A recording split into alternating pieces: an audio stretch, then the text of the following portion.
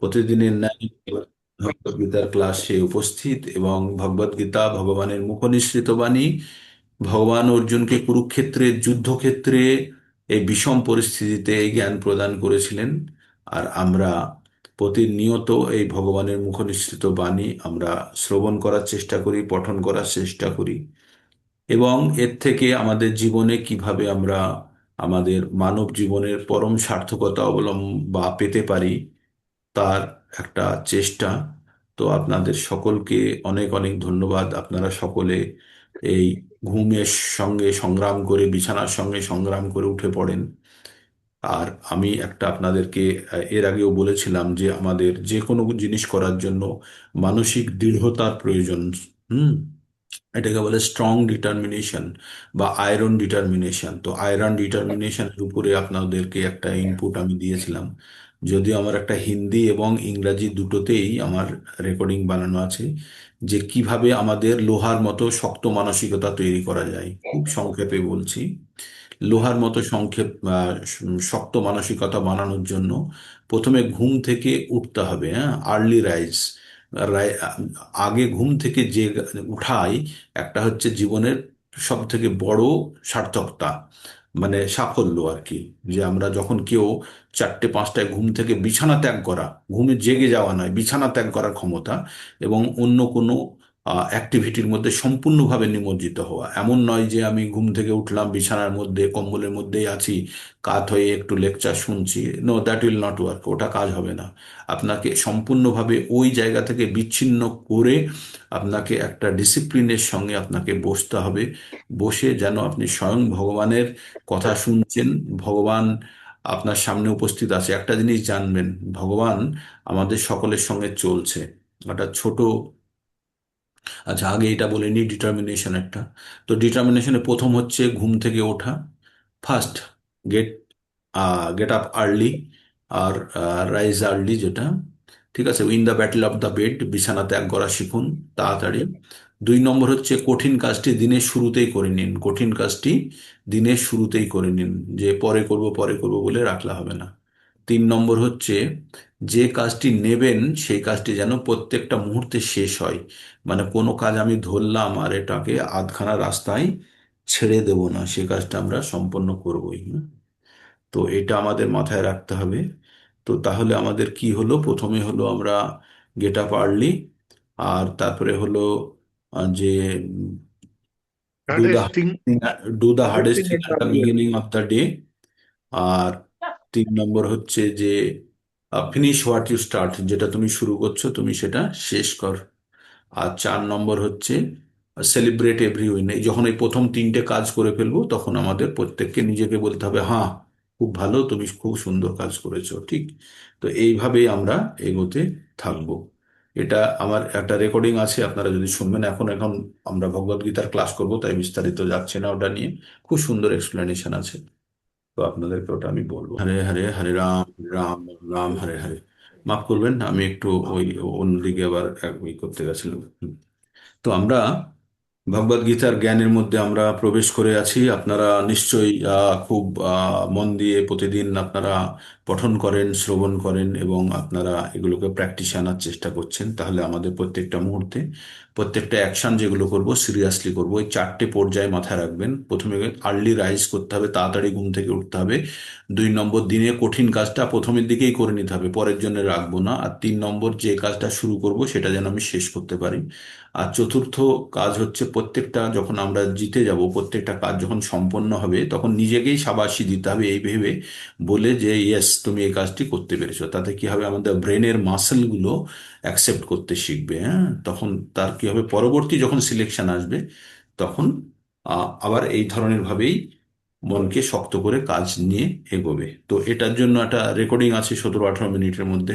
একটা ইংরাজিতেই আছে, সম্ভবত ইংরাজিতেও আছে, হিন্দিতে আছে কিনা জানি না। মনমোহন বাবুকে শেয়ার করেছিলাম, যারা যারা চান ওটাকে আবার দিয়ে দেবো গ্রুপে, শুনে নেবেন। তো আমরা ভগবদ গীতা পড়ছি। ভগবদ গীতা ভগবানের মুখনিসৃত বাণী। ভগবান কুরুক্ষেত্রের যুদ্ধক্ষেত্রে অর্জুনকে এই জ্ঞান দিয়েছিলেন। এই জ্ঞান যখন কুরুক্ষেত্রের যুদ্ধক্ষেত্রে যখন প্রযোজ্য, সমভাবে এই জ্ঞান আমাদের জীবনের জন্য প্রযোজ্য। তাই আমরা এই জ্ঞানকে আমরা খুব সিরিয়াসলি নেব এবং আমরা আমাদের জীবনে এটাকে আমরা আহ, নামাবো। হ্যাঁ, আমরা জীবনে আমাদের জীবনে এটাকে খুব সুন্দরভাবে আমরা এটাকে গ্রহণ করার চেষ্টা করব। তাই প্রতিদিন আমরা এটাকে শুনি, নতুনভাবে আমরা শুরু করেছি। এখন আমরা দাঁড়িয়ে আছি কোথায়? আমরা এখন প্রথমে দাঁড়িয়ে আছি, এখনো শ্লোকের মধ্যে প্রবেশ করিনি। তার আগেই আপনাদেরকে ভগবদ গীতার একটা বেসিক জ্ঞান, ভগবদ গীতা কি আমাদের বলতে চাইছে সেটা আমরা আগে, যেমন কোনো নতুন বই কিনে আনলে আমরা কি করি? প্রথমে তার গন্ধটা শুকি না, খুব ভালো লাগে। হরে তারপরে কৃষ্ণ, আমরা, হরে কৃষ্ণ, হরে কৃষ্ণ প্রভুজি। ওদিকে মিউট করুন, বলুন প্রভু বলুন। ওদিকে মিউট করুন, বলুন। হরে ওদিকে কৃষ্ণ। মিউট করুন, আপনার সাউন্ড যাচ্ছে, অযথাই সাউন্ড যাচ্ছে আপনার। তো ঠিক আছে মাতা, हो गया। তো আমাদের প্রতিদিন আমরা কেটে গেলাম, কোথায় ছিলাম? ইনপুট। তো আমাদের প্রতিনিয়ত ज्ञानेश्वरी माता जी के म्यूट करें। কাজগুলো আমাদের এক এক করে নিতে হবে। হুম, কোথায় ছিলাম আমাদের? কাজগুলো আমাদের এক এক করে নিতে হবে প্রভুজি, এটাই বলছিলেন দিনের শুরুতে। আচ্ছা, হ্যাঁ, ওটা চারটে, আমি চারটে বলে দিয়েছি, ওটা আপনারা পরে দেখে নেবেন। ওটার জন্য এখন আলোচনা করব না, এমনি আমরা ল্যাগ করছি। আমরা ভগবদ গীতা শুনছি। ভগবদ গীতা ভগবানের মুখ নিঃসৃত বাণী। ভগবান কুরুক্ষেত্রে যুদ্ধক্ষেত্রে এই জ্ঞান দিয়েছিলেন। তো এই জ্ঞান আমরা যখন অর্জুনের জন্য যদি অ্যাপ্লিকেবল হয়, যুদ্ধক্ষেত্রে যেখানে জীবন সংশয়, সেই জ্ঞান আমাদের জন্য অ্যাপ্লিকেবল হবে। তো আমরা প্রতিনিয়ত আমরা যেগুলো শিখছি সেগুলো ছোট ছোট করে আমাদের জীবনে ইমপ্লিমেন্ট করার চেষ্টা করব, আমাদের জীবনে সেগুলোকে প্রয়োগ করার চেষ্টা করব। তবেই প্রকৃত জ্ঞানের সার্থকতা হবে। জ্ঞান আর বুদ্ধির মধ্যে পার্থক্য, জ্ঞান মানে হচ্ছে কোনো জিনিস পড়ে জানা বা সেই তথ্য সংগ্রহ করাকে বলে জ্ঞান, আর সেই জ্ঞানকে প্রকৃতভাবে ব্যবহার করাকে বলা হয় বুদ্ধি। হ্যাঁ, তো আমাদের জ্ঞান এবং বুদ্ধি দুটোরই বিকাশ হবে যখন আমাদের আমাদের জ্ঞান না থাকলে কিন্তু বুদ্ধি কাজ করে না। যাদের জ্ঞানটা মাথাতে জমা থাকে, আর বুদ্ধি কি করে সেই জ্ঞানটাকে খুঁজে সময় মতো সেটাকে বার করে দেয়, যেখানে প্রয়োজন হয় সেখানে বার করে দেয়। ঠিক আছে?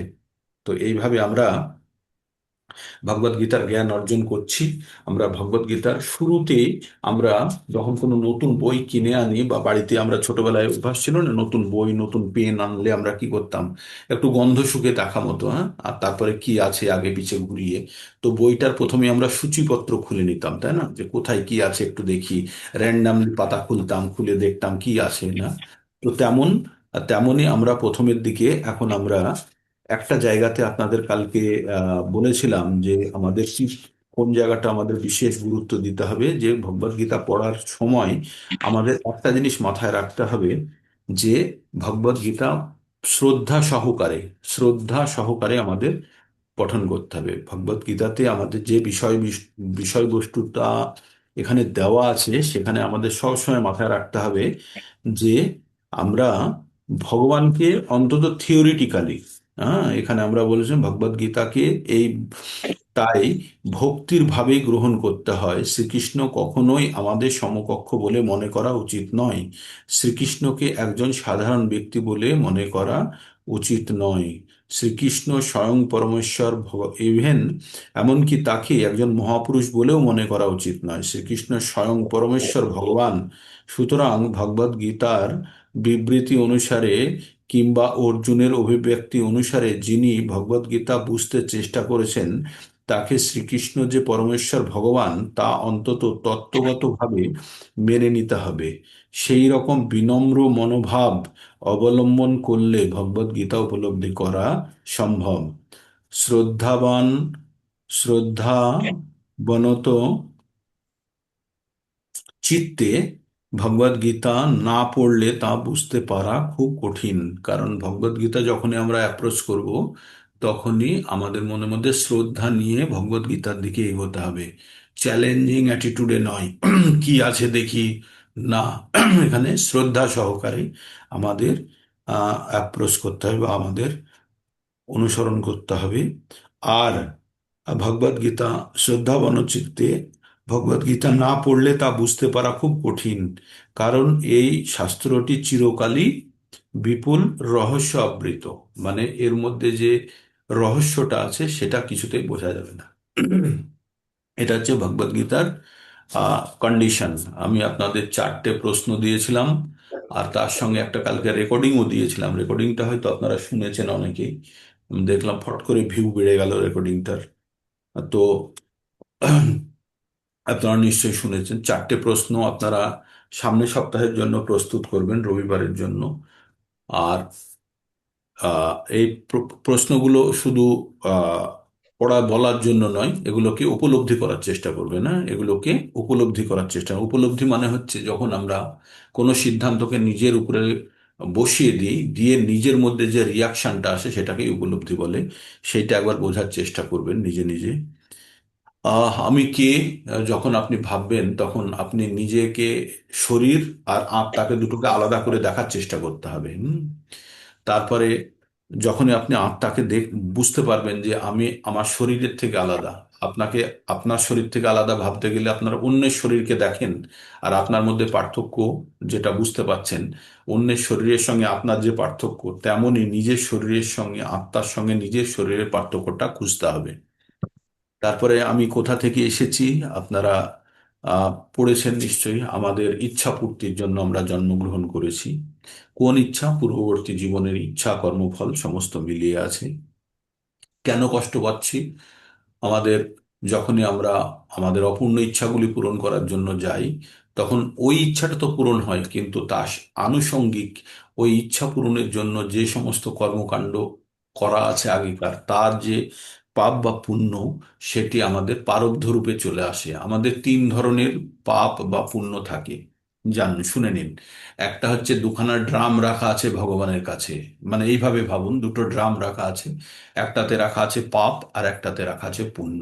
ওটাকে বলে সঞ্চিত, যেটা জমা আছে জন্ম জন্মান্তর ধরে আমাদের অ্যাকাউন্টে, ওখানে রাখা আছে পাপ আর পুণ্য। এই জীবনে আমি যেটা নিয়ে এসেছি সেটাকে বলে প্রারব্ধ। কিছুটা পুণ্য ফল, কিছুটা পাপ ফল। আর যে প্রারব্ধ নিয়ে এসেছি, সেই প্রারব্ধ আমাদের ভোগ করতেই হবে। করতেই হবে মানে একদম রোল নাম্বার তৈরি হয়ে যাওয়া মতো ওই রোল নাম্বারই থাকবে। তো আমরা প্রারব্ধ নিয়ে এসেছি, সেটা হচ্ছে প্রারব্ধ। আর এই জীবনে যেটা করছি সেটা এখনো ফলে পরিণত হয়নি, সেটা বীজ হিসাবে আছে, বীজ বা ফুট বলা হয়। হ্যাঁ, সেটি পরবর্তীতে যখন আমরা এই জীবন ত্যাগ করব, তখন এই যে কর্মফল আর আগেকার যে কর্মফল জমা আছে, এগুলো সব গিয়ে আবার ওখানে জমা পড়বে। পড়ে আমার অন্তিম সময়ে এই জীবন ত্যাগ করার সময় যে ইচ্ছা আমি বহন করব, সেই ইচ্ছা অনুসারে আমাকে ওই কর্মফলের ভিত্তিতে আমাকে আবার আর একটা শরীর দেওয়া হবে, ঠিক? আর ওই শরীর নিয়ে যখন আমি আবার আসবো সেই ইচ্ছাগুলো পূরণ করার জন্য, এই জীবনের অপূর্ণ ইচ্ছাগুলো পূরণ করার জন্য, তখন আমাদের কি করতে হবে? তখন আমাদেরকে পাপ আর পুণ্যের বোঝা নিয়ে আসবো। পাপের জন্য কষ্ট ভোগ করব, আর পুণ্যের জন্য আনন্দ ভোগ করব বা সুখ ভোগ করব। তো এইভাবে আমাদের প্রতিবার চলছে। তাই ভগবদ গীতার মাধ্যমে ভগবান জ্ঞান দিচ্ছে যে তুমি বুদ্ধিমান হও, আর এই সব যে আসক্তি, এই আসক্তি থেকে মুক্ত হও, হয়ে তুমি সর্বতোভাবে আমার আশ্রয়ে চলে এসো। আর তার জন্য তোমাকে আর, তাহলে তোমার ওই সঞ্চিত পাপ পুণ্য আর তোমাকে বিরক্ত করতে পারবে না। ওগুলো সব আমি মুছে দেবো, মুখ্য ইস্যামি, ওগুলো থেকে তোমাকে মুক্ত করে দেবো। হ্যাঁ, তাই ভগবান 18 নম্বর অধ্যায়ে 66 নম্বর শ্লোকে তাই তিনি বলেছেন, সর্বধর্মান পরিত্যাজ্য মাম একম শরণম ব্রজ, অহং ত্বাম সর্ব পাপেভ্য মোক্ষ ইস্যামি মা শুচোহ। তুমি কোনো দুঃখ করো না, তিনি বলেছেন সমস্ত প্রকার তিনি তুমি ধর্ম ত্যাগ করো। ধর্ম মানে হচ্ছে বৈশিষ্ট্য, গুণ, সেগুলো তুমি ত্যাগ করো, করে তুমি আমার শরণে চলে এসো। এবার আমি তোমার সমস্ত কিছু দুঃখ কষ্ট বা শোক দূর করে দেবো। কারণ তুমি যে সবকিছু ত্যাগ করে আসছো, তার জন্য তোমার মনের মধ্যে যদি দুঃখ বা শোক থাকে, সেটি আমি সেগুলো সব থেকে মুক্ত করে দেবো। তো ভগবান এটা শেষের দিকে বলেছে। আমরা যখন শেষের দিকে যাব, তখন অনেক অনেক বিস্তারিত পড়বো। তো এই, আর আমরা মৃত্যুর পরে কোথায় যাব? আমাদের কর্মফল অনুযায়ী আমরা আমাদের গন্তব্যস্থল পাবো। কর্মফল আর আমাদের অন্তিমকালের ইচ্ছা। তাই যদি আমাদের ভগবানের ইচ্ছা থাকে, তাহলে আমরা ভগবানকে পাবো। কোনো, কেমন বলেছে ভগবান 8 নম্বর অধ্যায় 5 নম্বর শ্লোকে বলেছে। খুব গুরুত্বপূর্ণ শ্লোক। যারা প্রথম জয়েন করেছেন এই ব্যাচে তারা শুনুন, আহ তারা অবশ্যই শুনুন এই শ্লোকটি। খুবই গুরুত্বপূর্ণ। ভগবান বলছে মৃত্যুর সময় যদি কেউ ভগবানকে স্মরণ করতে পারে, মৃত্যুর সময় যদি কেউ ভগবানকে স্মরণ করতে পারে, তাহলে কিন্তু সে জন্ম মৃত্যুর চক্র থেকে মুক্ত হয়ে যাবে। মানে কত কত শক্তিশালী কথা। কেউ যদি মৃত্যুর সময় যদি ভগবানকে স্মরণ করতে পারে, তাহলে সে জন্ম মৃত্যুর চক্র থেকে মুক্ত হয়ে যাবে, সে ভগবানের আশ্রয় পেয়ে যাবে। শ্লোকটি এই প্রকার আছে: অন্তকালে চ মামেব শরণমুক্তা কলেবরম যো প্রয়াতি শনি যো প্রয়াতি সমদ্ভাবম ইয়াতি নাস্তত্র সংশয়া। ভগবান বললেন অন্তকালে মানে শেষ সময়, অন্তকালে চ মামেব মানে আমাকে, স্মরণ মুক্তা মানে স্মরণ করে, মুক্ত মানে ত্যাগ করবে। কি ত্যাগ করবে? কলেবর মানে শরীর। তো বলছি মৃত্যুর সময় যে আমাকে স্মরণ করে এই শরীর ত্যাগ করবে, অন্তকালে চ মাম এবার স্মরণ মুক্তা কলেবরম যো প্রয়াতি মানে যে এই শরীর ছেড়ে চলে যাচ্ছে, প্রয়াতি মানে চলে যাওয়া, স মদ ভাবম সে আমার ভাব পাবে, মদ ভাবম ইয়াতি মানে পাবে, নাস্তত্র নেই কোনো সংশয়, কোনো সংশয় নেই। তার মানে ভগবান এখানে গ্যারান্টি দিচ্ছে যে মৃত্যুর সময় যে আমাকে ভগবানকে স্মরণ করে দেহত্যাগ করবে, সে অবশ্যই ভগবানের ভাব পাবে, ভগবানের আশ্রয় পাবে, ভগবানের ধাম পাবে। তাতে কোনো সন্দেহ নেই। মানে this is a kind of guarantee. এরকম গ্যারান্টি বহুতবার ভগবান দিয়েছে ভগবদ গীতার মধ্যে। তো আপনাদের একটা লাইন থেকে আমি আপনাদেরকে বললাম যে ভগবান আমাদেরকে কি গ্যারান্টি দিচ্ছে, আর আমরা এই পরম জ্ঞান থেকে আমরা কোথায় পড়ে আছি। হ্যাঁ, আমরা কত মেটেরিয়াল সায়েন্স পড়েছি, আমরা কত geography, history, political science, biology, physics সব পড়েছি, কিন্তু আমরা প্রকৃত জীবনের জ্ঞান অর্জন করার সুযোগ পাইনি বা ইচ্ছা জন্মায়নি। কারণ এগুলো কোনো সাধারণ স্কুলে পড়ানো হয় না, যদিও এখন একটা চেষ্টা চলছে স্কুলের সিলেবাসে ভগবদ্গীতাকে ঢোকানোর জন্য। যদিও আইএম এ পড়ানো হয়, আইএম এ, আইএম আহমেদাবাদে ম্যানেজমেন্টের মধ্যে ভগবদ্গীতা পড়ানো হয়।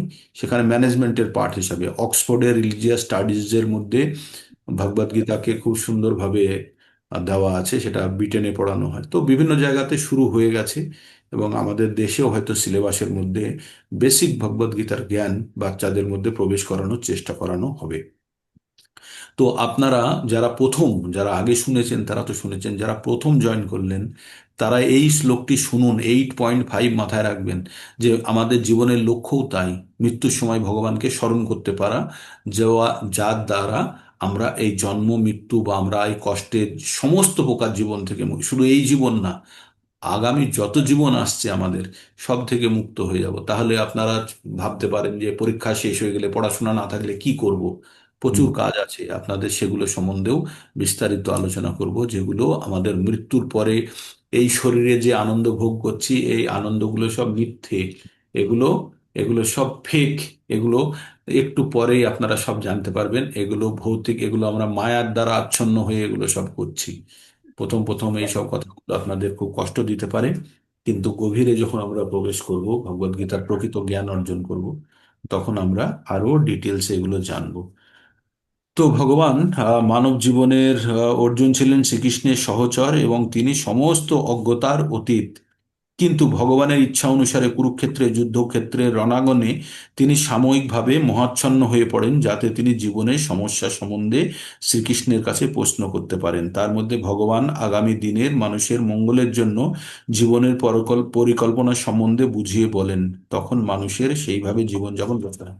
একটা এক্সাম্পল দিয়ে বলি, আপনি, আপনার ছেলে পড়াশোনায় খুব ভালো, হ্যাঁ পড়াশোনায় খুব ভালো, খুব হায়ার সেকেন্ডারিতে খুব ভালো পড়াশোনা করেছে, সায়েন্স নিয়ে পড়েছে এবং খুব পড়াশোনা করে ও নিটের পরীক্ষা দিয়েছে, নিট মানে মেডিকেল এন্ট্রান্স পরীক্ষা দিয়েছে, দিয়ে ও চান্স পেয়েছে, ভালো র্যাঙ্কিং হয়ে গেছে, ও এমসে চান্স পেয়ে গেছে, এমসে এবার ভর্তি হবে। আপনি নিয়ে গেছেন কলকাতা থেকে দিল্লি এমসে ভর্তি করার জন্য, ওখানে ও ডাক্তারি পড়বে, মানে ইন্ডিয়ার টপ মেডিকেল কলেজ গভর্নমেন্টের পড়বে। ফর্ম টর্ম ভরা হয়ে গেছে, যা ফিজ হয় বেসিক ফিজ আপনি জমা টমা করে দিয়েছেন, রিসিপ্ট নিয়ে বসে আছেন। ফর্ম ভরে নিয়ে এবার ছেলেকে বলেছেন তুই এখানে সই করে বাবা জমা দিয়ে দে। এবার ছেলে বলছে, ছেলে বা মেয়ে যাকে নিয়ে গেছেন সে বলছে যে বাবা আমি না ডাক্তারি পড়বো না। তখন বলছে কেন? বলছে ডাক্তারি পড়লে না অপারেশন করতে হবে, তাহলে মানুষকে কাটতে হবে, আর কাউকে তো অন্যায় করা না, কাটা ছেঁড়া করা তো অন্যায়, এটা তো ঠিক নয়। তখন বলছে তুই কি বলছিস, তুই এতদিন পড়াশোনা করলি, এইসব শিখলি, এত কিছু শিখিয়ে এটা বলছে না, আমি এইখানে তুমি যখন এই ফর্ম টর্ম ফিল আপ করছিলে, আমি তখন ঘুরে ঘুরে দেখলাম কত লোককে কেটেছে ডাক্তাররা, কাটলে তো পাপ হয় না, তাই আমি এই ডাক্তারি পড়তে চাই না। তখন আপনারা কি করবেন? সেই ছেলেকে বলবেন পড়তে হবে না বাবা, বাড়ি চলে চলো? কি বলবেন? না ওকে বোঝানোর চেষ্টা করবেন? কি করবেন আপনারা? আনমিউট করে বলুন কেউ, কি করবেন? নতুন যারা আছে তারা বলুন, কি করবেন? ছেলেকে নিয়ে বাড়ি চলে আসবেন, না ওকে বোঝাবেন, না কি করবেন? ও, হ্যাঁ বলুন। বোঝানোর চেষ্টা করবো। ওকে বোঝানোর চেষ্টা করবেন, ঠিক। আর কেউ? মারটার দেবেন কেউ? দু এক থাপ্পড় প্রয়োজনে? চেষ্টা করতে হবে, বোঝানোর চেষ্টা করতে। বোঝানোর চেষ্টা করতে হবে। মাতাজি দিলীপ বিশ্বাস প্রভুজির ফোনে মাতাজি আছে, ভেরি গুড। তো তো বোঝানোর চেষ্টা করতে হবে, কারণ সে অজ্ঞানতার মধ্যে আছে, তাই না? অজ্ঞানতার অন্ধকারে সে আছে, সেই জন্য সে ভুল বুঝছে। তো আমরা যখন কোনো জিনিস আমাদের মাথার মধ্যে থাকে, তখন আমরা সেটাকেই সত্যি ভেবে নিই, তাই না? আর সেই মুহূর্তে সত্যি ভাবি যতক্ষণ না পর্যন্ত কেউ তার ঘুমটা ভাঙাচ্ছে। আমরা স্বপ্নের মধ্যে যখন কোনো কিছু স্বপ্ন দেখি, তখন কি দেখি আমরা? আমরা স্বপ্নের মধ্যে যেটা ঘটনাটা ঘটে, তখন স্বপ্নের মধ্যে যখন থাকি তখন কখনো মনে হয় এটা আমাদের স্বপ্ন? মনে হয় না। কিন্তু ঘুমটা ভাঙলে মনে হয় ওটা স্বপ্ন, ওটা মিথ্যে ছিল। তো আমাদের অজ্ঞানতাও আমাদের মনের মধ্যে এমনভাবে বিচরণ করে যে আমরা সত্যি ভুল আর ঠিকটা বুঝতে পারি না, অজ্ঞানতার কারণে, আমাদের জ্ঞানের অভাবে। তাই যদি কেউ প্রকৃত আমাদের ঘুম থেকে জাগিয়ে দেয়, তাহলে আমরা বাস্তবটা বুঝতে পারবো। অথবা আমি কোনোভাবে জেগে গেলাম, তখন আমিও বুঝতে পারবো, তাই না? তো এইভাবে অর্জুনের মনের মধ্যে যে অজ্ঞানতা জন্মেছিল, সেটা দূর করার জন্য ভগবান তাকে এই পরম জ্ঞান দিয়েছিলেন। আর এই অর্জুনের মনের মধ্যে যদি অজ্ঞানতা দূর হয়, তাহলে আমাদের হবে না? হবে না এই জ্ঞান পাঠ করে? অর্জুন তো একবার শুনেছিল, কিন্তু আমরা তো বারবার বারবার পাঠ করে করে মুখস্থ করে ফেলেছি, তাই না? অর্জুনের শ্লোকগুলো মুখস্থ হয়েছিল কিনা জানি না, আপনাদের তো সব মুখস্থ হয়ে গেছে, হয়ে গেছে তো। তাহলে অর্জুন যদি ফল পেয়ে থাকে, আপনারাও অবশ্যই ফল পাবেন, তাতে কোনো সন্দেহ নেই। তো ভগবদ গীতা 5টি বিষয়বস্তুর উপরে বলা হয়: ঈশ্বর, জীব, প্রকৃতি, সময় এবং কর্ম। কর্ম কাকে বলে? যখন জীব প্রকৃতির সঙ্গে কোনো নির্দিষ্ট সময়ে আদান প্রদান করে, তাকে বলা হয় কর্ম। হুম। তো এইভাবে আমরা এগিয়ে এগিয়ে চলেছি। এবার ভগবদ গীতাতে জীব, ঈশ্বর, জীব, প্রকৃতি, কাল ও কর্ম, এই সব কিছুর ব্যাখ্যা করা হয়েছে। এই 5টির মধ্যে ঈশ্বর, জীব, প্রকৃতি এবং কাল, এগুলো হচ্ছে নিত্য। এগুলো হচ্ছে নিত্য, মানে এগুলো কোনো পরিবর্তন। নিত্য আর অনিত্য দুটো কথা খুব শুনবেন। নিত্য মানে যেটা চিরকাল থাকে, আর অনিত্য মানে যেটা ক্ষণস্থায়ী, কিছুদিন পরে পাল্টে যায়। হ্যাঁ। তো এই প্রথম চারটে কি কি? ঈশ্বর, ঈশ্বর ফিক্স। জীব মানে আত্মা। আর কি? প্রকৃতি, এই যে আমাদের মাটি, জল, বায়ু, অগ্নি, আকাশ, এটা হচ্ছে প্রকৃতির বহিরঙ্গা শক্তি ভগবানের, এটাও ফিক্স। কাল, সময়টাও ভগবানের নিয়ন্ত্রণাধীন। শুধু কর্ম শুধু পরিবর্তনশীল, আর এই কর্মের উপরে নির্ভর করে আমাদের জন্ম মৃত্যুর আর চক্র চলতে থাকে। সেটা আমরা যখন কর্মের মধ্যে প্রবেশ করব, তখন আমরা বুঝতে পারবো। আচ্ছা, প্রকৃতির প্রকাশ অস্থায়ী হতে পারে, কিন্তু তা মিথ্যে নয়। কোনো কোনো দার্শনিক মনে করেন যে জড় প্রকৃতির প্রকাশ মিথ্যে, কিন্তু ভগবদ্গীতার দর্শন বা বৈষ্ণব দর্শন তা স্বীকার করে না। প্রকৃতির প্রকাশ যদিও সাময়িক, তবুও তা সত্য। তাকে আকাশে ভাসমান মেঘ বা শস্যের পুষ্টি সাধনকারী বর্ষা ঋতুর সঙ্গে তুলনা করা চলে। যখন বর্ষা ঋতু শেষ হয়ে যায়, তখন মেঘ ভেসে চলে যায়, তখন আর বৃষ্টির ফলে পুষ্ট সমস্ত শস্যকণা শুকিয়ে যায়। তেমনি কোনো এক সময়ে এই জড়জগতের প্রকাশ হয়, কিছুকালের মধ্যে তা স্থিতি হয়, আবার অন্তর্হিত হয়ে যায়। প্রকৃতির এভাবে কাজ করে চলে, কিন্তু অনন্তকাল ধরে প্রকৃতির প্রকাশ, স্থিতি এবং অন্তর্ধান হয়ে চলেছে, তাই প্রকৃতি নিত্য। তো প্রকৃতি সম্বন্ধে কারো যদি কনফিউশন থাকে যে তো গ্রীষ্ম বর্ষা হয়, তাহলে প্রকৃতি চলে গেল কি? বলছেন না, যেমন আমরা দিনের বেলায় কাজ করি আর রাত্রে বেলায় ঘুমিয়ে পড়ি, আর দিনের বেলায় কাজ করি না, অফিস থেকে চলে আসি, তো তার মানে কি আমরা অফিস ছেড়ে দিলাম? না, শুধু ওই দিনের জন্যই ছেড়ে দিই। তেমনি মেঘ, সূর্য ওঠা, ডুবে যাওয়া, মেঘ আসা, বৃষ্টি হওয়া, এই যে রেনি সিজন, বসন্তকাল, বিভিন্ন সিজন চেঞ্জ হওয়া, এটা শুধু সময়ের জন্য চেঞ্জ হয়, আবার এটা আবর্তিত হতে থাকে। তো এগুলো অনিত্য নয়, নিত্য, কিন্তু নির্দিষ্ট সময়ের পর পর হয়।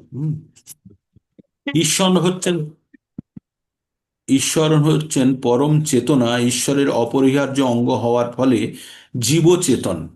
আমাদের সবকিছুর উৎস কি? ঈশ্বর। ঈশ্বরকে ভগবান, ভগবানকে কৃষ্ণ। আর ঈশ্বরের অপরিহার্য অংশ, ভগবান নিজে বলেছেন যে আমরা যারা জীব আমরা প্রত্যেকে ভগবানের অংশ। ভগবান আমাদের বীজ প্রদানকারী পিতা। বিভিন্ন জায়গাতে বিভিন্ন শ্লোকে ভগবান স্বয়ং বলেছেন। তো আমাদের এই কথাগুলি আমরা কখন বিশ্বাসযোগ্যতায় আনবো? আমাদের প্রথমেই বলেছি না, ভগবদ গীতা বোঝার শর্ত কি? ভগবদ গীতাকে যখন আমি পড়তে শুরু করব তখন আর কোনো চ্যালেঞ্জ নেই, তখন প্রত্যেকটা লাইনকে আমাকে গ্রহণ করতে হবে যেটা ভগবদ গীতায় লেখা আছে। ভগবদ গীতায় ভগবান যদি বলেছে সর্বজনীষু কন্তেয় মূর্তয় সম্ভবন্তি যা তাসাং ব্রহ্ম মহজ্জনের অহম বীজক প্রদোপ পিতা, বলছে এই পৃথিবীতে যত ধরনের জীব হতে পারে, যত ধরনের জীব হতে পারে, প্রত্যেকের বীজ প্রদানকারী পিতা আমি। ভগবান বলছে তাসাং ব্রহ্ম মহজ্জনের অহম বীজ প্রদ পিতা।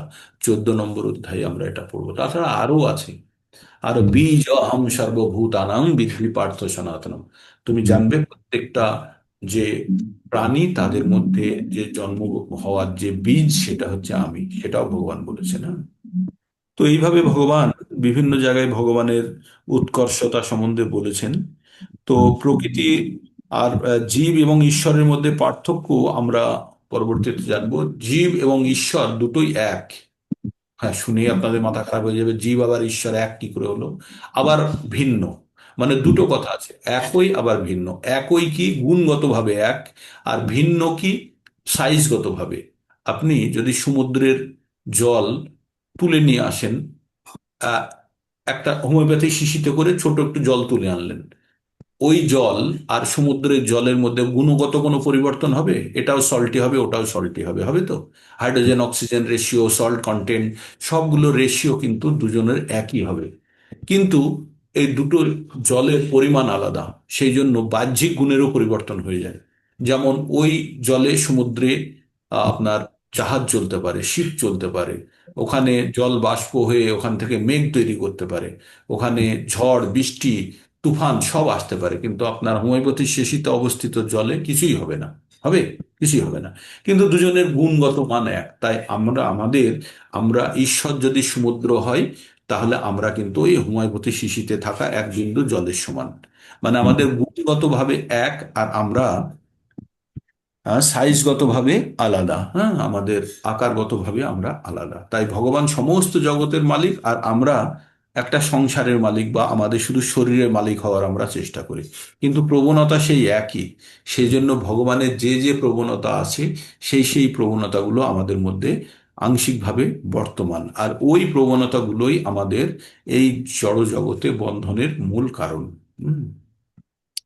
আমরা আমাদের পরিচয় মাঝে মাঝে ভুলে যাই, যে আমাদের সার্থকতা যখন এই জল যদি সমুদ্রে মেশে বা সমুদ্রে গিয়ে পড়ে, তবেই এই জলের জীবনের সার্থকতা। তাই আমাদের জীবনের সার্থকতা কি? আমাদের প্রকৃত জ্ঞান অর্জন করে আমরা আমাদের ডিসিশন নেওয়া, যে আমাদের এই জীবন আনন্দের না প্রকৃত আনন্দের আমাদের খোঁজ করা উচিত। কারণ যতক্ষণ না পর্যন্ত ভিড়ের মধ্যে থেকে আমি বাইরে বেরোবো, ততক্ষণ পর্যন্ত সমগ্র ভিড় আপনি দেখতে পাবেন না। আপনি যদি কোনো বড় নেতার মিটিং এ যান, আপনার হাইট 5 ফুট 5 ইঞ্চি, 5 ফুট 10 ইঞ্চি, তো আপনার আশেপাশে যারা দাঁড়িয়ে আছে তাদেরকেই আপনি দেখতে পাবেন, 20-25 জনের বেশি লোককে আপনি দেখতে পাবেন না। কিন্তু যখন আপনি কোনো র্যাম্পে উঠে গেলেন বা কোনো ছাদের উপরে উঠে গেলেন, তখন পুরো ভিড়টাকে আপনি দেখতে পান, তাই না? তো তেমনি আমরা আমাদের মধ্যে থেকে আমাদের পরিবর্তন, আমাদের ভালো মন্দগুলো ভালোভাবে দেখতে পাই না। কিন্তু যখনই আমরা আমাদের মধ্যে থেকে বেরিয়ে এসে, কিভাবে বেরোবো আমাদের মধ্যে থেকে? জ্ঞানের দ্বারা। আমাদের জীবনকে আমরা জ্ঞানের দ্বারা দেখার চেষ্টা করব। কার দৃষ্টিতে? ভগবানের সাহায্যে আমরা জ্ঞানের দ্বারা।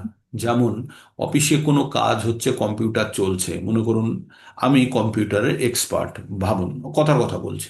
তো চলছে, এবার অফিসে কাজ করতে করতে কোনো একটা প্রবলেম চলে এসছে। তখন যে ছেলেটা অপারেট করছিল সে আমাকে বলল যে স্যার এখানে এখানে চলছে না, এই প্রবলেম হচ্ছে। তখন আমি বাড়ির থেকে কিভাবে ঠিক করব? আমি তখন বলবো যে ওই জিনিসটা কর, ওই জিনিসটা কর, ওই জিনিসটা কর, এই কি প্রেস কর, বলবো তো কিভাবে, আমি তো দেখতে পাচ্ছি না, কিন্তু আমি সেটাকে ভিজুয়ালাইজ করছি ও চোখ দিয়ে আর আমার জ্ঞান দিয়ে। বুঝতে পারলাম কি বলতে চাইলাম, ও চোখ দিয়ে আমি দেখার চেষ্টা করছি, আমার জ্ঞানের চক্ষু দিয়ে ওর চোখের সঙ্গে লাগিয়ে আমি দেখার চেষ্টা করছি, তাই না? তো এটাকে বলছে জ্ঞান চক্ষু। তাহলে আমাদের যখন জ্ঞান চক্ষু খুলে যাবে তখন আমরা জীবনের প্রকৃত মাহাত্ম্য জানার চেষ্টা করব। কি করব তখন? আমরা জীবনের প্রকৃত মাহাত্ম্য জানার চেষ্টা করব। আর না হলে আমরা কিন্তু ওই ভিড়ের মধ্যেই ওই 5-6 জনকে দেখতে দেখতেই আমরা শেষ হব। তাই আমাদেরকে নিজেদেরকে আমাদের প্রকৃত স্বরূপ জানার জন্য কখনো কখনো নিজের থেকে বেরিয়ে এসে দর্শন করার চেষ্টা, এটি কোনো সহজ কথা বললাম না, বা আপনারা ভাববেন না নিজের থেকে বেরিয়ে কিভাবে আমি আত্মা, তাহলে তো মরে যাব, ওই রকম বেরোনোর কথা না। জ্ঞানের দ্বারা দর্শন করতে হবে নিজেকে, যে আমি কি করছি, এতদিন পর্যন্ত কি করলাম, আমার আগে যারা করেছে তারা কি করেছে, আমার পরে যারা করছে তারা কি করবে। এটাই কি জীবন? আহার নিদ্রা ভয় মৈথুন, 4টে কাজ, এটাই জীবন? কখনো কখনো আমাদের ইন্ট্রোস্পেক্ট করা উচিত, মানে নিজের মধ্যে ঝাঁককে দেখনা, হিন্দিতে বলে, আর ইংরেজিতে বলে ইন্ট্রোস্পেক্ট, বাংলায় বলে আহ আত্মসমালোচনা, হ্যাঁ, বা আত্ম উপলব্ধি, নিজেকে একবার খুঁজে দেখার চেষ্টা করা যে আমি যেগুলো করছি আর কি করা উচিত, আমি কি সঠিক গন্তব্যস্থলের দিকে যাচ্ছি। সেই জ্ঞান আমরা ভগবদ গীতা থেকে পাবো। আমরা ধীরে ধীরে এগিয়ে যাচ্ছি। আর আমাদের মধ্যে চেতনা, আমাদের মধ্যে চেতনা সৃষ্টি করে আত্মা। আর আত্মা যখন এই শরীরে বর্তমান থাকে তখন শরীরে শরীরে 6টি পরিবর্তন লক্ষ্য করা যায়। কি? জন্ম, বৃদ্ধি, স্থিত অবস্থা, প্রজনন, ক্ষয় এবং মৃত্যু। এই 6টি পরিবর্তন লক্ষ্য করা যায় যখন একটা শরীরের মধ্যে প্রাণ থাকে। যখন শরীরের মধ্যে প্রাণ না থাকে, আত্মা না থাকে, তখন এই 6টি পরিবর্তন লক্ষ্য করা যায় না। যেমন একটা বাড়িতে টেবিল রাখা আছে, টেবিল বছর বছর ধরে ওই রকমই থাকবে, ও বাড়বেও না, ও স্থিত অবস্থাতেই থাকবে, ও প্রজননের দ্বারা আর একটা ছোট টেবিলও তৈরি করবে না, ওর বৃদ্ধিও হবে না, ক্ষয় হবে এবং মৃত্যু হয়, যেগুলো তার মানে ও 4টে স্টেজের মধ্যে দিয়ে যায়। হ্যাঁ, জন্ম হলো, স্থিত অবস্থা, প্রযোজন হলো না, আর ও ক্ষয় হয়ে যাবে, মানে সময়ের সাপেক্ষে ও ধীরে ধীরে নষ্ট হয়ে যাবে, তারপরে ও ভেঙে চুরে যাবে, কিন্তু মৃত্যু বলে আমরা তার মৃত্যু দিতে পারবো না। তো তেমনি আমাদের জীবনে যদি আত্মা না থাকে, তাহলে 4 ঘন্টা 5 ঘন্টা পরে এই আত্মা ডিকম্পোজিশনে চলে যায়, তাই না? পচতে শুরু করে, তাই তো? তো কারণ আমাদের এই শরীরটি স্থায়িত্ব নেই, এই শরীরটি হচ্ছে অনিত্য। শরীরটি যতক্ষণ আত্মা আছে ততক্ষণ শরীরটি চলে, আর আত্মা না থাকলে আর শরীরের কোনো দাম নেই। ঠিক? তো এইভাবেই আমাদের আমাদের জীবনটি, এইভাবেই আমরা দেখতে পাই যে আমাদের জীবনের যে চেতনা, চেতনা যখন আমাদের শরীরে না থাকে তখন আমরা আমরা মৃত। তার মানে আমরা সবসময় একটা ডেড বডি বয়ে বেড়াচ্ছি। যদি আমি আত্মা হই, তাহলে আমি একটা ডেড বডি বয়ে বেড়াচ্ছি, যে ডেড বডিটা আমার দ্বারা চালিত। হ্যাঁ, আমি ওটাকে বাঁচিয়ে রেখেছি। কে? আত্মা। আমি যদি আত্মা হই তাহলে এই যে শরীরটাকে বাঁচিয়ে রেখেছে কে? আমি বাঁচিয়ে রেখেছি। কার শরীর এটা? আমার শরীর। আমি কে? আমি আত্মা। তাই তো? তো তাহলে আমি আমার এই জামা কাপড়টা কখনো কখনো ছিঁড়ে গেলে আমরা কি করি? সেলাই করি। কার কাছে যাই? টেলারের কাছে যাই, গিয়ে জামা সেলাই করি। তেমনি আমাদের শরীরটা তো আমাদের জামা কাপড়, বস্ত্র। তো শরীরেও যদি কোনো জায়গায় ছিঁড়ে যায়, ফেটে যায়, আমরা কার কাছে যাই? টেলারের কাছে যাই। শরীরের টেলারকে ডাক্তারবাবু, তাই না? রিপেয়ার করে দিল, এই সেলাই করে দিল, প্লাস্টার করে দিল, কিছুদিন পরে সেটা আবার ঠিক হয়ে গেল। তো এইভাবেই আমাদের শরীরেরও রিপেয়ার চলতে থাকে। এইভাবে চলতে চলতে যখন শরীরটা আর ব্যবহার করা অযোগ্য হয়ে যায়, তখন ডাক্তারবাবু কথা বাড়ির লোকজনকে বলে দেয় যে এই জামা কাপড় আর চলবে না, একটা নতুন জামা কাপড় পরতে হবে। তো বাড়ির লোকজন তো আর জামা শরীর পাল্টে দিতে পারে না, সেটি প্রকৃতির নিয়মে হয়, তাই না? তো বলে বাড়িতে নিয়ে গিয়ে ভালো মন্দ খাইয়ে দিন, এর সময় হয়ে গেছে। তো যেমনই আমরা টেলারের কাছে গিয়ে আর সেলাই হবে না, বলে এই জামা পাল্টে ফেলেন, অনেক এতে প্যাচ লাগিয়ে দিয়েছে। প্যাচ হয় না, কিডনি ট্রান্সফার হলো, ব্লাড দিল, এগুলো সব প্যাচিং। হ্যাঁ, এগুলো সব রিপেয়ারের অংশ। আর জামা যখন বারে বারে ছিঁড়ছে, বা সাইকেলের টিউব যদি বারে বারে খারাপ পাংচার হয়ে যায়, তো তখন কি করে? শুধু প্যাচ লাগিয়ে দেয়, শুধু রিপেয়ার করে দেয়, রিপেয়ার করতে করতে বলে পাল্টে ফেলুন। তার মানে আমাদের জীবনের এই যে আমাদের এই শরীরটাকে তখন আমাদেরকে পাল্টে ফেলতে হয়, কিন্তু আমাদের কোনো পরিবর্তন নেই। আমরা কে? আত্মা। এই জিনিসটা শুধু মাথায় রাখতে হবে, আমরা আত্মা, আর আত্মার কোনো পরিবর্তন নেই, কোনো পরিবর্তন নেই, আত্মা যেমন আছে তেমনই থাকবে। 2 নম্বর অধ্যায়ে পুরো 11 নম্বর শ্লোক থেকে 30 নম্বর পর্যন্ত আমরা পড়বো আত্মার সম্বন্ধে বিশদভাবে। হ্যাঁ, তারপরে আমরা আরো ভিতরে প্রবেশ করে আমাদের 4 ধরনের দোষ আছে, আমাদের 4 ধরনের দোষ আছে। এই যে মানুষ যারা, আমরা 4টে দোষে ভুগি। 4টে দোষ কি? প্রথমে হচ্ছে আমরা ভুল করতে পারি, মানে ফার্স্ট হচ্ছে আমরা আমাদের মধ্যে ভুল করার প্রবণতা হয়। একজন ফিলোজফার মার্ফি এটার উপরে ভিত্তি করে উনি একটি সিদ্ধান্ত দিয়েছিলেন, সেটাকে বলা হয় মার্ফিজ ল। মার্ফি মানে, যারা রেডিও দেখেছেন আগে বাড়িতে, রেডিও একটা মার্ফি কোম্পানির রেডিও পাওয়া যেত, সেই সায়েন্টিস্টের নাম মার্ফি। হুম। তো সেই মার্ফি একটি এই ফর্মুলা দিয়েছিলেন কার উপরে? এই ভগবদ গীতার এই ফর্মুলার উপরে, কি যে আমরা ভুল করতে পারি। এই একটা ফর্মুলাকে আবার ইংরেজিতে সুন্দরভাবে তিনি বলেছিলেন কি, if there is any opportunity for committing mistake, someday somebody will commit that mistake. কি বলছেন ভগবান? তিনি কি বলছেন? যদি কখনো কারোর ভুল করার যদি জায়গা থাকে, কেউ না কেউ ওই ভুলটি করবে। বুঝতে পারলেন কি বললেন? ফর্মুলা কি? যদি কোনো জায়গায় ভুল করার সম্ভাবনা থাকে, কেউ না কেউ কোনো না কোনো দিন ওই ভুলটি করবে। এটি হচ্ছে মারফিস ল। তো এটাকে, এটার থেকে আমাদের বাঁচা খুব কঠিন, তাই এটা আমাদের একটা ডিফেক্ট জানতে হবে। 2 নম্বর হচ্ছে আমাদের ইন্দ্রিয় সমূহগুলো, আমরা ইলুশন, আমরা ইলুশনে ভুগি। তার মানে আমরা প্রমাদ, আমরা ঠিককে ভুল আর ভুলকে ঠিক বুঝি, এটা হচ্ছে ইলুশন। যেমন আমরা মরীচিকা দেখি, হ্যাঁ, মরুভূমিতে মরীচিকা দেখি, সেটি একটি ইলুশন। তো তেমনি আমরা অন্য জিনিস দ্বারা মোহিত হওয়ার সম্ভাবনা থাকে, মোহিত হয়ে যায়। হুম। তো এটা আমাদের একটি দোষ বলতে পারেন, বা ত্রুটি। 3 নম্বর হচ্ছে আমাদের ইন্দ্রিয় সমূহ অপূর্ণ। আমরা ইন্দ্রিয় সমূহ অপূর্ণ মানে আমরা প্রকৃত জিনিসকে আমরা দেখতে পাই না বা শুনতে পাই না। আমরা যেটা শুনতে পাই না কুকুরে শুনতে পাই, তাই না? তার মানে শব্দ কি ছিল না? শব্দ ছিল, কিন্তু আমার কর্ণগোচরের বাইরে, মানে আমার দৃষ্টি, আমার কানের কানটা বুঝতে পারছে না। আমরা চোখে আমরা দেখতে পাচ্ছি, কিন্তু চশমা পরতে হয়, কারণ আমাদের চোখ ঠিক মতো আর দেখতে পাচ্ছে না, তাই না? তো এগুলো হচ্ছে আমাদের ইন্দ্রিয় সম্পূর্ণরূপে একটা একটা মাটি বা কিছুর মধ্যে, পদার্থের মধ্যে অনুপরমাণু আছে, আমরা ওগুলো দেখতে পাচ্ছি না? দেখতে পাচ্ছি না, মাইক্রোস্কোপ দিয়ে দেখি, কারণ আমাদের ইন্দ্রিয় সম্পূর্ণ নয়। তাহলে আমাদের 4টে ডিফেক্ট আছে। প্রথম ডিফেক্ট কি? আমরা ভুল করতে পারি। 2, আমরা মোহিত হই বা মোহচ্ছন্ন হয়ে পড়ি। 3, আমাদের ইন্দ্রিয়গুলি পূর্ণ নয়। আর 4 নম্বর হচ্ছে, 4 নম্বর কি বললাম? আমাদের আমাদের চিটিং প্রপনসিটি, আমরা অন্যকে চিট করার একটা প্রবণতা থাকে আমাদের মধ্যে। এটা খুব তীব্রভাবে আছে প্রত্যেকের মধ্যে, এটাকে অস্বীকার করলে হবে না, যে অন্যকে ঠকিয়ে দেওয়ার একটা প্রবণতা। তাহলে 4টে দোষ আছে আমাদের মধ্যে। কি কি দোষ? এক হচ্ছে আমরা ভুল করতে পারি। 2 হচ্ছে আমরা প্রমাদ বা মোহচ্ছন্ন হয়ে পড়ি। 3 হচ্ছে আমাদের ইন্দ্রিয়গুলি অপূর্ণ। আর 4 নম্বর হচ্ছে চিটিং প্রপেন্সিটি বা অন্যকে ঠকানোর প্রবণতা। এই এই ঠকানোর প্রবণতাটা থেকেই তৈরি হয়েছে মিথ্যা বলার অভ্যাস। ঠিক আছে? তো এই 4টে আমাদের ডিফেক্ট, তাই আমাদের 4টে ডিফেক্টের বাইরে আমাদের বেরিয়ে আমাদের কাজ করতে হবে। তাহলে কোনো জিনিসের জ্ঞান আরোহণ করতে গেলে আমাদের কাছে 3টে পদ্ধতি আছে। একটা হচ্ছে প্রত্যক্ষ প্রমাণ, একটা হচ্ছে অনুমান প্রমাণ, আর আর একটা হচ্ছে শব্দ প্রমাণ। কোনো জিনিসকে আমরা চোখে না দেখলে বিশ্বাস করি না, অনেকে বলি না চোখে না দেখলে বিশ্বাস করি না।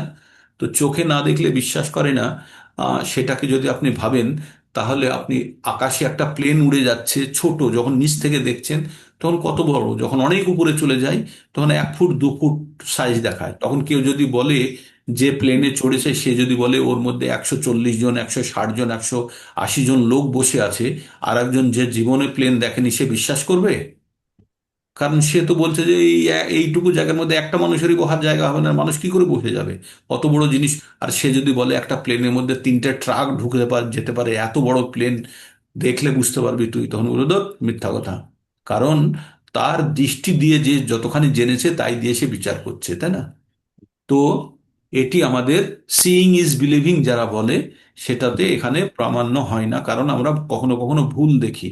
আমরা আমরা সিনেমা হলে যখন বসে থাকি, সিনেমা দেখতে দেখতে আমরা সিনেমার মধ্যে ঢুকে পড়ি, তাই না? মনে মনে আমরা ভয় পেয়ে যাই বা ঢুকে পড়ি, কারণ কারণ আমরা যেটা দেখছি, কিন্তু ওটা কি সত্যি? ওটা মিথ্যে। তাহলে seeing is not believing, always নয়। আরো এক্সাম্পল আছে, সময়ের পাবন্দির কারণে আমি ওগুলোকে ছোট করছি। তারপরে নেক্সট হচ্ছে অনুমান প্রমাণ, কোনো জিনিসকে অনুমান করা, আন্দাজ করে বলা, অলওয়েজ ডিফেক্টিভ, সেটা খুবই ভুল হওয়ার সম্ভাবনা। আর একটা হচ্ছে শব্দ প্রমাণ। শব্দ প্রমাণ মানে হচ্ছে কারোর থেকে শুনে বলা। একটা এক্সাম্পল দেওয়া হয় যে একটা বাচ্চা যদি ওর মাকে একটা বাচ্চা যদি বলে, বাচ্চাকে যদি বলে তোমার বাবাকে খুঁজে বার করো, বাচ্চা তো বাবাকে, মা যাকে বলে দেয় সেটাই বাচ্চা বাবা হিসাবে জানে, তাই না? বাচ্চা তো জানে না বাবাকে। তাহলে বাচ্চা যদি ভাবে যে আমি সব ডিএনএ টেস্ট করব, যতজন ইলিজিবল ব্যক্তি আছে তাদের ডিএনএ টেস্ট করব, তাহলে তার সারা জীবন চলে যাবে, তবুও তার বাবাকে খুঁজে পাবে না। কিন্তু সেই ক্ষেত্রে যদি মা বলে দেয় অমুক ব্যক্তি তোর বাবা, তাহলে খুব সহজেই জানতে পারে। এটাকে বলা হচ্ছে শব্দ প্রমাণ। হ্যাঁ, কোনো প্রামাণিক সোর্স থেকে, কোনো অথেন্টিকেটেড সোর্স থেকে জেনে নেওয়া। তাই ভগবদ গীতার জ্ঞান আমাদের সবসময় শব্দ প্রমাণের মাধ্যমে জানতে হবে। কিভাবে জানতে হবে? শব্দ প্রমাণের মাধ্যমে। শব্দ প্রমাণ কি? একজন পরম্পরাগতভাবে কোনো গুরু থেকে আমাদের জানতে হবে। তাহলে আমরা পরম্পরাগতভাবে গুরু কোথায় পাবো? এই যে আমাদের পুস্তকটি আছে, এটি একটি পরম্পরাগত গুরুর উপাদান বা মানে প্রোডাক্ট। তো আমরা সেটা থেকে আমরা জানার চেষ্টা করছি, ঠিক? তো এইভাবে যে কোনো জিনিস জানতে গেলে আমাদের কি কি ডিফেক্ট আমরা জানলাম, চারটে ডিফেক্ট, আর তিনটে পদ্ধতির মাধ্যমে সেই জিনিসগুলোর জ্ঞান অর্জন করা যায়। এবার এইখানে উল্লেখ আছে সর্বজনী সুকন্তেয় মূর্তয় সম্ভবন্তি যা তাসাং ব্রহ্ম মহাজ্ঞানের অহম। হে কন্তীয়, সমস্ত জনিতে যত ধরনের দেহ উৎপন্ন হয় ব্রহ্মস্বরূপা তাদের জননী, এবং আমি বীজ প্রদানকারী পিতা। ভগবান এটি বলেছেন। এগুলো সব আমরা পরে পড়বো। আর তাই সনাতন ধর্ম বলতে কি যে কোনো সাম্প্রদায়িক ধর্ম প্রণালীকে বোঝায় না। এটি পরম শাশ্বত ভগবানের সঙ্গে সম্বন্ধযুক্ত নিত্য শাশ্বত সমস্ত জীব সকলের নিত্য ধর্ম। আগেই বলা হয়েছে সনাতন ধর্ম জীবের নিত্য ধর্ম। আমাদের দুই ধরনের ধর্ম হয়, কি কি হয়? একটা হচ্ছে নিত্য ধর্ম, আর একটি হচ্ছে নৈমিত্তিক ধর্ম। নিত্য ধর্ম কি? আমরা যে কাজ করার জন্য এই পৃথিবীতে এসেছি। আর নৈমিত্তিক ধর্ম কি? এই জীবন ধারণের জন্য যে কাজগুলো করি। তার উদাহরণ দিয়ে বলেছি, আমি অফিসে গিয়ে বা ব্যাংকে গিয়ে, আমি ব্যাংকে চাকরি করি মনে করুন, তাহলে এই যে আমি বাড়ির থেকে বেরিয়ে আমি ব্যাংক পর্যন্ত যাচ্ছি, সেটা হচ্ছে আমার নৈমিত্তিক ধর্ম। আর বাইরে। ব্যাংকে গিয়ে কাজ করাটা হচ্ছে আমাদের নিত্য ধর্ম, ঠিক? তো তেমনি আমরা ভগবানের সেবা করাটা হচ্ছে আমাদের নিত্য ধর্ম। আর ভগবানের সেবা করার জন্য এই জীবনকে বাঁচিয়ে রাখা, সেটি হচ্ছে নৈমিত্তিক ধর্ম। তো এইগুলো আমাদের জেনে রাখতে হবে। আপনাদের একটু কম ইন্টারেস্টিং মনে হচ্ছে এটা যখন আমরা ভাগবত গীতার মধ্যে প্রবেশ করব, শ্লোক কবে পড়বো তখন ভালো লাগবে। অবশ্যই শ্লোক পড়বো, চিন্তা করবেন না, আমরা অনেক কাছাকাছি এসে গেছি। বেসিক জিনিসগুলো জেনে রাখলে পরবর্তীতে আপনাদের পড়তে খুব আহ সুবিধা হবে। হ্যাঁ, তো এইভাবে আমরা এগোতে থাকবো। আজকে এই পর্যন্তই আমরা থাকি। ভগবান তার ধাম সম্বন্ধে কি বলেছেন, ভগবানের ধাম কেমন হয়, তার শুধু এই শ্লোকটা শুনে নিন। ভগবান 15 নম্বর অধ্যায়ের 6 নম্বর শ্লোকে বলেছেন, না তদ্ভাষ্যতে সূর্য না শশাঙ্ক না পাবক যত গত্তা না নিবর্তন্তে তদ্ধাম পরম মম। ভগবান বলছেন যে তার ধামে সূর্য নেই, চন্দ্র নেই, আগুন নেই, ইলেকট্রিসিটি নেই। কি আছে? সেখানে কেউ গেলে তাকে আর ফেরত আসতে হয় না, এমন তার ধাম। হ্যাঁ? তো আমরা অনেক বিশদ পড়বো, তো আপনারা এইভাবে ধীরে ধীরে এগিয়ে চলুন। আর আমরা পরবর্তীতে আর কয়েকদিন পরেই আমাদের আর, একটা ক্লাস হলে আমরা শেষ করে নেব মুখবন্ধ।